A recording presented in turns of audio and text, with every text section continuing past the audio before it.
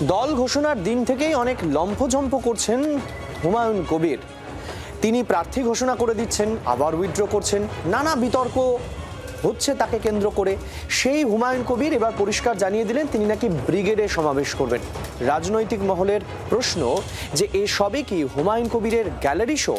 আদৌ কি তিনি ভোটের মাঠে কিছু করে দেখাতে পারবেন?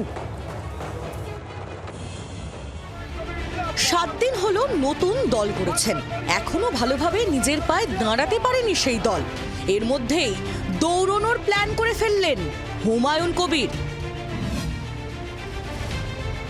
দল গড়ার পর তেমন কোনো সভা করেননি, কিন্তু তাতে কি, এবার ব্রিগেড ভরানোর টার্গেট দিলেন হুমায়ুন কবির। শক্তি প্রদর্শনে আগামী বছরের গোড়াকেই বেছে নিয়েছেন জনতা উন্নয়ন পার্টির চেয়ারম্যান। আমরা আগামী জানুয়ারি মাসের 25 থেকে 31 জানুয়ারির মধ্যে রাজ্যের একটা ব্রিগেড সমাবেশ করব।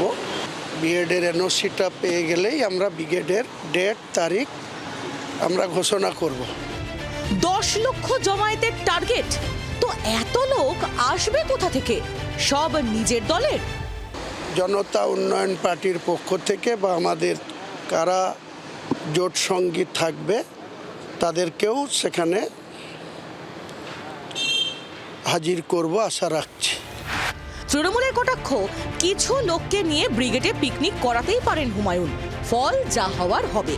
একটা ব্রিগেড যদি কেউ করেও কি আর করবে, যদি ওনার মনে হয় যে একটা শীতের দিনে কিছু লোককে পিকনিক করতে যাব, চিড়িয়াখানা দেখাবো, ভিক্টোরিয়া দেখাবো, এইসব বলে নিয়ে আসবেন, তো নিয়ে এসে দেখাবেন, দিনের শেষে রেজাল্টটা ওই সিপিএম কংগ্রেসের মতোই হবে।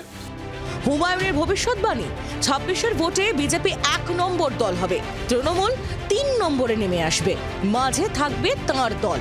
সরকার গঠনে গুরুত্বপূর্ণ হয়ে উঠবে জনতা উন্নয়ন পার্টি, দাবি হুমায়ুনের। তৃণমূল 3 নম্বরে নেমে যাবে। তৃণমূল শাসক দল 294-এর মধ্যে ফার্স্ট পার্টি বিজেপি হতে পারে, তা কোনো মতেই 120 ক্রস করবে না। আপনি আজকে সেকেন্ড পার্টি আমরা আসবো, থার্ড পার্টিতে নেমে যাবে তৃণমূল কংগ্রেস। আপনি দেখে নেবেন কাউন্টিংয়ের দিনে। আজকের দিনে মিডিয়া, সোশ্যাল মিডিয়া আছে, ফলে কারুর বলতে মানে লোকে হাসবে সব শুনলে, এর কি উত্তর দেবো? এই উত্তর দিলে এদের গুরুত্ব বাড়ে।